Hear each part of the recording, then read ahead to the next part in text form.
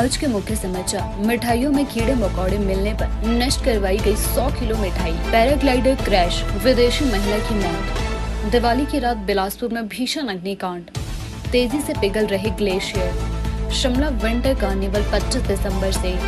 खस्ता हाल और बिना शीशे के रूट पर दौड़ रही HRTC। केंद्र से हिमाचल को मिली 18 करोड़ रुपए की सौगात। शिमला में मनाया जाता है पत्थरों का अनोखा मेला। दिल्ली में जहरीली हवा घोट रही दम। अब समाचार विस्तार से। विधानसभा क्षेत्र ज्वालामुखी के खूंडिया क्षेत्र में मिठाइयों में मरे हुए कीड़े मकोड़े मिलने से 100 किलोग्राम मिठाई को नष्ट कर दिया गया है। खाद्य सुरक्षा विभाग की ओर से नष्ट की गई मिठाइयों में अलसी के लड्डू, गुलाब जामुन और चमचम शामिल है। इससे पहले विभाग ने 1.5 क्विंटल मिठाइयां बैजनाथ के क्षेत्र में भी नष्ट की थी। त्योहारी सीजन के चलते विभाग रोजाना जिले भर में दुकानों का निरीक्षण कर रहा है। जानकारी के अनुसार खाद्य सुरक्षा विभाग के सहायक आयुक्त डॉक्टर सविता ठाकुर और खाद्य सुरक्षा अधिकारी डॉक्टर अभिषेक ठाकुर की टीम ने गाँव कोका तहसील खूंडिया में स्थित मिठाई की फैक्ट्री का निरीक्षण किया। साथ ही उन्होंने 24 मिठाइयों के सैंपल भी भरे, जिनमें से 12 सैंपल ज्वालामुखी बाजार की दुकानों के भरे गए हैं। इसके बाद उन्होंने खराब मिठाइयों को नष्ट करवा दिया है। विभाग के सहायक आयुक्त सविता ठाकुर ने सभी दुकानदारों को दिशा निर्देश दिए हैं कि वे मिलावटी मिठाई ना बनाएं, साथ ही मिलावट से बचें। उन्होंने साथ ही चेतावनी दी है कि यदि कोई दुकानदार मिलावटी मिठाई या हानिकारक रंगों का उपयोग करता है तो उसके खिलाफ कड़ी से कड़ी कार्यवाही की जाएगी। हिमाचल प्रदेश में दिवाली की रात जगह जगह आग लगने से लाखों रुपए का नुकसान हो चुका है। वहीं एक ताजा मामला बिलासपुर जिले की भराड़ी उप तहसील के तहत लेहड़ी सरेल पंचायत में शमसाए गांव में आग लगने से 4 गौशालाएं जलकर राख हो चुकी है। इस घटना में करीब 10 लाख रुपए से ज्यादा का नुकसान हो चुका है। गनीमत यह रही कि स्थानीय लोगों की सहायता से पशुशाला के भीतर बंधे मवेशियों को समय रहते बाहर निकाल दिया गया था। दूसरी आग की घटना में घुमारवीं उपमंडल के हरलोग गाँव में 2 परिवारों का लाखों रुपए का नुकसान हुआ है। आग लगने से एक रिहायशी कमरा, रसोई घर व उसके साथ बनी 2 पशुशालाएं जलकर राख हो गई है। वहीं जिला हमीरपुर के साथ लगते दगनेड़ी गांव में भी आग का एक मामला सामने आया है। हिमाचल प्रदेश में पैराग्लाइडिंग करते हुए कई दर्दनाक हादसे इन दिनों पेश आ रही है। वहीं एक ताजा मामला पर्यटन नगरी मनाली के प्रमुख पर्यटन स्थल मंडी में पैराग्लाइडिंग करते हुए गिरने से एक विदेशी महिला की मौत हो चुकी है। हादसा बुधवार का बताया जा रहा है। पुलिस के द्वारा मामला दर्ज करके छानबीन भी आरंभ कर दी गई है।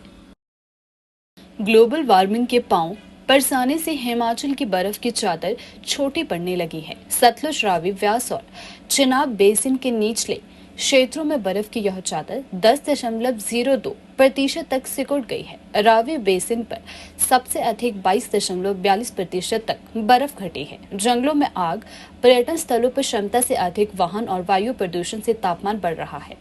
हिमालय के ऊंचाई वाले क्षेत्रों में लगातार नई झीलें बन रही है। अकेले सतलुज बेसिन पर ही 321 नई झीलें बन गई है। ग्लोबल वार्मिंग के खतरों के प्रति इन आंकड़ों ने एक बार फिर आगाह किया है। ग्लेशियर और झीलों के टूटने की स्थिति में बाढ़ से बचाव के लिए किन्नौर, कुल्लू, लाहौल स्पीति में अर्ली वार्निंग सिस्टम लगेंगे। तीनों जिलों के उपायुक्तों को सारी स्थितियों का आकलन करने और स्थान चिन्हित करने के लिए कहा गया है। लाहौल स्पीति के उपायुक्त राहुल कुमार ने बताया कि विभिन्न विभागों की एक संयुक्त टीम ने इसका निरीक्षण कर रिपोर्ट भेज दी है। लाहौल स्पीति के घेपन पीक में इसके लिए जगह चिन्हित की गई है। वहीं किन्नौर में सांगला धार में अर्ली वार्निंग सिस्टम लगेगा। कुल्लू जिला में भी जगह चिन्हित की जा रही है। ग्लोबल वार्मिंग के कारण तापमान लगातार बढ़ रहा है। ग्लेशियर सिकुड़ रहे हैं। सतलुज बेसिन पर झीलों की संख्या लगातार बढ़ रही है। सतलुज बेसिन में 2021 के मुकाबले 2022 में 321 नई झीलें बनी हैं। हिमाचल प्रदेश में विंटर कार्निवल जमकर धूम मचा रहा है। वहीं राजधानी शिमला के ऐतिहासिक रिज मैदान पर इस बार विंटर कार्निवल 10 दिन तक चलेगा। यह करीब 25 दिसंबर से शुरू होगा। आपको बता दें कि विंटर कार्निवल पिछले वर्ष काफी सुर्खियों में रहा है। पिछले साल 25 से 31 दिसंबर तक शिमला में विंटर कार्निवल मनाया गया था। विंटर कार्निवल के दौरान शिमला शहर में सैलानियों की आवाजाही में बढ़ोतरी देखी गई। लोगों के द्वारा विंटर कार्निवल को 7 दिन से बढ़ाकर 10 दिन करने की मांग की गई है। इस पर महापौर ने मुख्यमंत्री से चर्चा भी की है। मुख्यमंत्री का कहना है कि इसकी अवधि बढ़ाई जा सकती है। 25 दिसंबर से ही इस बार भी यह कार्निवल शुरू होगा। आपको बता दें कि इसमें हिमाचली कलाकारों को शिमला के रिज मैदान मॉल रोड पर सांस्कृतिक प्रस्तुतियां देने का मौका दिया जाएगा।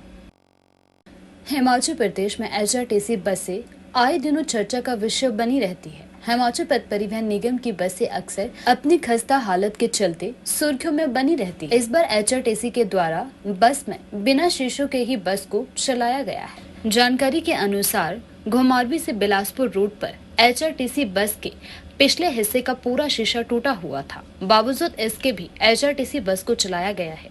शीशा न होने से यात्रियों को धूल, मिट्टी और ठंडी हवा से परेशान होना पड़ा।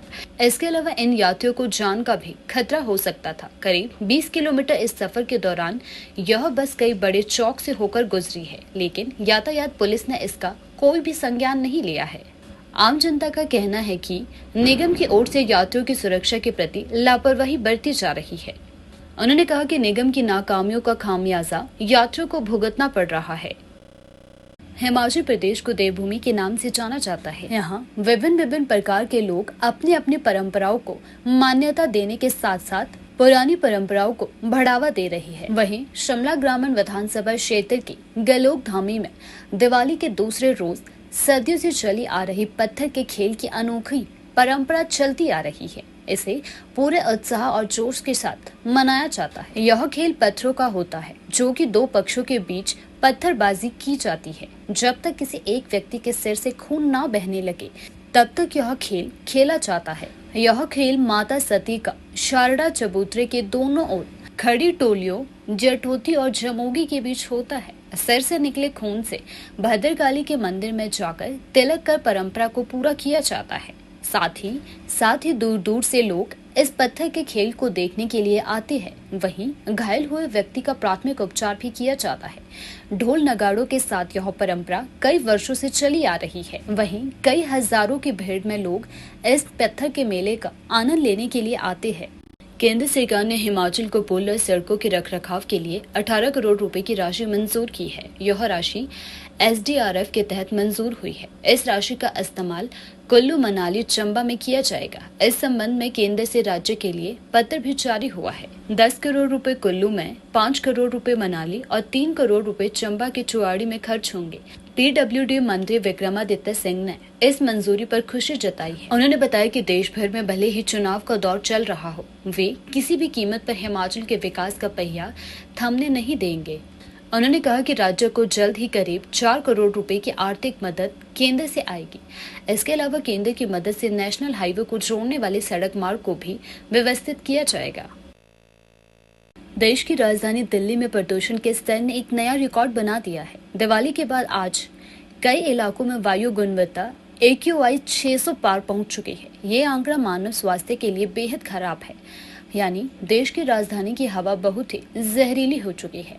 पंजाबी बाग, आनंद विहार, रोहिणी और पंजाबी बाग जैसे क्षेत्रों में AQI 600 को पार कर गया है। वहीं हिमाचल प्रदेश में एयर क्वालिटी इसके मुकाबले बहुत कम है। एक तरफ जहां दिल्ली समेत अन्य शहरों में बेहद हवा खराब चल रही है, लेकिन हिमाचल में इसका असर ज्यादा देखने को नहीं मिला है। हिमाचल के कई शहरों में वायु गुणवत्ता बेहद ही अच्छे स्तर पर है। मात्र 3 शहरों में ही AQI 100 के पार पहुंचा है। इन शहरों में भी वायु गुणवत्ता की स्थिति को लेकर कोई चिंता की बात नहीं है। वहीं हिमाचल में 2 दिनों में सिर्फ ऊना, टमटाल, परमाणु, सुंदरनगर, पांवटा साहिब, मनाली में ही प्रदूषण का स्तर हल्का सा बढ़ा है। शिमला, धर्मशाला, बरोटीवाला, बद्दी में प्रदूषण का स्तर गिरा है। दूसरी तरफ दिल्ली, पंजाब, बिहार, यूपी के कुछ राज्यों में प्रदूषण का स्तर 400 के करीब या उससे भी अधिक है। वहीं हिमाचल की स्थिति सही है। ऐसे में अन्य राज्यों को हिमाचल से सीखने की जरूरत है। लोगों ने यहाँ दिवाली भी मनाई और पर्यावरण का ख्याल भी रखा।